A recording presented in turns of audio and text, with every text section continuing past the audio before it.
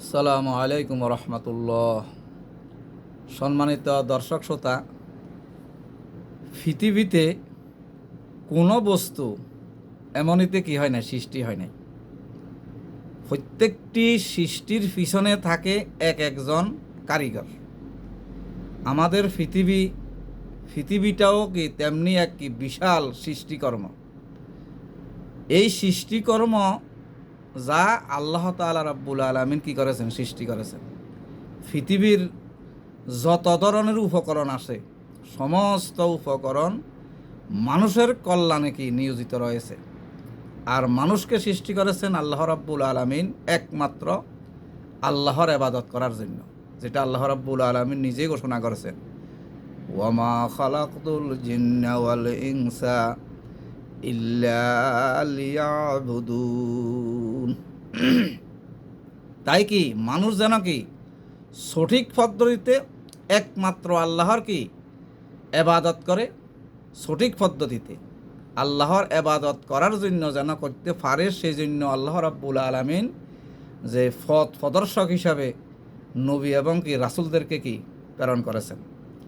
যারা নবী এবং রাসূলকে মেনে নিয়ে সেই অনুযায়ী নিজেদের জীবনযাপন কি করবে, তারাই হবে কি মুসলমান। তাহলে মুসলমান কাকে বলে?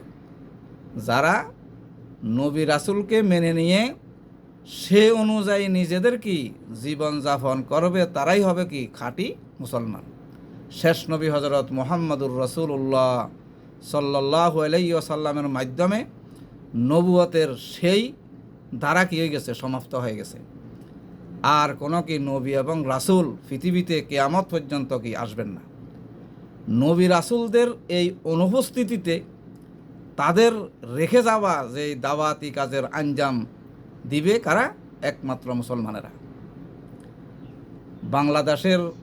আমাদের বাংলাদেশের প্রায় সকল লোক মুসলমান, কিন্তু ইসলামের প্রকৃত শিক্ষা এবং তার অনুসৃতি থেকে কি এই অধিকাংশ লোক অনেক দূরে সরে গেছে। বিশেষ করে কি আপনার এই তরুণ সমাজকে ইসলামের রঙে রঙ্গিয়ে তোলে আগামী দিনে জাতির কাণ্ডারির ভূমিকায় অবতীর্ণ করার সেই মহৎ উদ্দেশ্যকে আপনার সামনে রেখে আমরা যারা কি ইসলামের প্রকৃত শিক্ষা, কোরআন ও হাদিসের শিক্ষা আছে, তাদেরকে কি এগিয়ে আসতে হবে। দেখেন এই এই তাহলে আমরা কি বুঝতে পারলাম? মহাবিশ্বের স্রষ্টা এবং পরিচালককে একমাত্র আল্লাহ। অসংখ্য জিনিস আমরা কি নিয়মিত ব্যবহার করি আসছি। খাতা, কলম, গাড়ি, কম্পিউটার, রেডিও, মাইক, হাজার রকমের জিনিস। এগুলো প্রত্যেকটি নির্ধারিত নিয়মে কি তৈরি হয়েছে। এগুলা কিন্তু কোনো জিনিস আপনার আপনা কি হয় নাই, সৃষ্টি হয় নাই। কিন্তু এই কল কবজা জড়ো করলে কি একটি গাড়ি হয় না। এক টুকরো প্লাস্টিক আপনার যেমন ইচ্ছে মতো কি কাটলেই সেটা কি হয় না, কলম হয় না। মানুষ উন্নত মস্তিষ্কের সাহায্যে অনেক চিন্তা ভাবনার পর এই সমস্ত জিনিস কি তৈরি করতে কি সক্ষম হয়েছে। এগুলো ব্যবহারেরও, আমরা যে এগুলা ব্যবহার করি, এগুলার ব্যবহারেরও কি আপনার নির্ধারিত নিয়ম আছে। দেখেন, ছোট একটি নিব, কলমের নিব ভেঙে গেলে এটা কি কলম দিয়ে আর সেই কলম দিয়ে লেখা যায় না। তাহলে বোঝা যাচ্ছেন কি একটা নিয়ম আছে। তাহলে এগুলার নির্ধারিত নিয়মের সৃষ্টি হয়েছে এবং নির্ধারিত নিয়মে কি এগুলা কি আপনার ব্যবহার করতে হবে, পরিচালনা করতে হবে। দেখুন, গাড়ি যদি কোনো একজন ব্যক্তি যদি গাড়ি চালানো না শিখে, সে যদি কি কোনো ব্যক্তি যদি গাড়ি চালানো শুরু করে দেয়, তাহলে কি হবে? তার সে নির্ঘাত দুর্ঘটনায় পড়ে কি তাকে মরতে হবে। এই পৃথিবী আর মহাবিশ্বে সমস্ত জিনিস তেমনি সুনির্দিষ্ট কি নিয়ম অনুযায়ী সৃষ্টি হয়েছে, আর চলছেও কি নির্ধারিত কি নিয়ম মেনে। প্রত্যেকটি জিনিস তার নিয়ম মেনে কি চলতে আছে। কেউ যদি বলে হঠাৎ করে পৃথিবী কী হয়ে গেছে, সৃষ্টি হয়ে গেছে, কোনো নিয়ম ছাড়াই পাহাড়, সমুদ্র, বন বনানি এগুলা স্থাপিত হয়ে গেছে, এই ধরনের যদি কোনো ব্যক্তি যদি বলে, তাহলে আমরা তাকে কি বলবো? নির্বোধ, বোকা, মিথ্যাবাদী ছাড়া আর কি, আর তাকে আর কিছু বলা যায় না। তেমনি এ কথাও কি চরম মিথ্যা। যে ব্যক্তি বলে কি বিশ্বের কোনো কি নাই, কর্তা এবং কি পরিচালক নেই, এই ধরনের কোনো ব্যক্তি যদি কি এই কথাও বলে, তাহলে সেটাও কি চরম মিথ্যা। তাহলে অবশ্যই কি যে এগুলার পরিচালক একজন ব্যক্তি আছে। মূলত এই মহাবিশ্বের সবচেয়ে বড় সত্তা হচ্ছেন কে? মহান রব্বুল আলামিন, মহান রব্বুল আলামিন আল্লাহ তাআলা। তাহলে আল্লাহ রাব্বুল আলামিন এই মহাবিশ্ব এবং এই মহাবিশ্বের ভিতরে যাবতীয় কিছু সৃষ্টিকে করেছেন একমাত্র আল্লাহ রাব্বুল আলামিন, এবং তিনি কি এগুলা পরিচালনা করেছেন। এই মহাবিশ্বের মহাসৃষ্টির পিছনে রয়েছে আল্লাহ রাব্বুল আলামিনের বিশাল একটি পরিকল্পনা। এগুলা কিন্তু এমনি সৃষ্টি করা হয় নাই। সবচেয়ে সুন্দর নিয়ম এবং বৈজ্ঞানিক বিধি এই সমস্ত বিষয়গুলা, জিনিসগুলা কি মেনে চলছে খুব নিয়ম। এবং মহাজগতের প্রতিটি বস্তু, মহাজগতের যত প্রতিটি বস্তু একটা সুন্দর নিয়ম এবং বৈজ্ঞানিক বিধি কি মেনে চলছে। তাই আল্লাহ রাব্বুল আলামিন হলেন এই পৃথিবী এবং আকাশের সব কিছুই এক মহাবিজ্ঞানী পরিকল্পনার কি নিদর্শন। কে? মহান রাব্বুল আলামিন। এই কথাটা রাব্বুল আলামিন সূরা আলে ইমরানের 190 আর 191 নম্বর আয়াতের ভিতরে রাব্বুল আলামিন ঘোষণা করেছেন, অবশ্যই নিশ্চয়ই আসমান এবং জমিনের সৃষ্টির এবং রাত এবং দিনের পরিবর্তনের মাঝে আপনার চিন্তাশীল ব্যক্তিদের জন্য কি নিদর্শন রয়েছে। অবশ্যই কি নিদর্শন রয়েছে। ইন্না ফি খালকিস সামাওয়াতি ওয়াল আরদ ওয়াখতিলাফিল লাইলি ওয়ান নাহারি লাআয়াতিল লিউলিল আলবাব। আর যারা আপনার সব সময় আল্লাহ রাব্বুল আলামিনকে কি করে? স্মরণ করে। উঠতে বসতে, বসা অবস্থায়, শোয়া অবস্থায়, দাঁড়ানো অবস্থায়, এবং আসমান এবং জমিনের পৃথিবীর সৃষ্টি নিয়ে কি করে? গবেষণা, চিন্তা গবেষণা করে। আর ওই সমস্ত ব্যক্তিরা কি করে? নির্দ্বিধায়, দ্ব্যর্থহীনভাবে তারা সাক্ষ্য দেয়, আমার প্রতিপালক, আমাদের প্রতিপালক, আপনি এই বিশ্বজগতের এই জিনিসগুলো কি অনর্থক সৃষ্টি করেন নাই। এই কথাটি আল্লাহ রাব্বুল আলামিন এই সূরা আলে ইমরানের 191 নম্বর আয়াতে বলেন, আল্লাযীনা ইয়াযকুরুনাল্লাহা কিয়ামান ওয়া কুউদান ওয়া আলা জুনুবিহিম ওয়া ইয়াতাফাক্কারুনা ফি খালকিস সামাওয়াতি ওয়াল আরদ রব্বানা মা খালাকতা হাযা বাতিলা।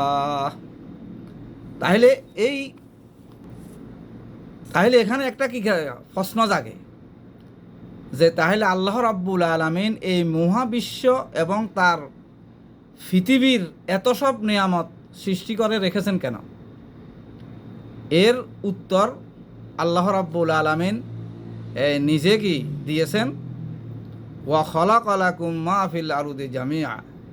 অর্থাৎ মূলত এই বিশ্বজগতের যত জিনিস আছে সমস্ত কিছু, সব কিছু মানুষের কল্যাণার্থে সৃষ্টি করা হয়েছে।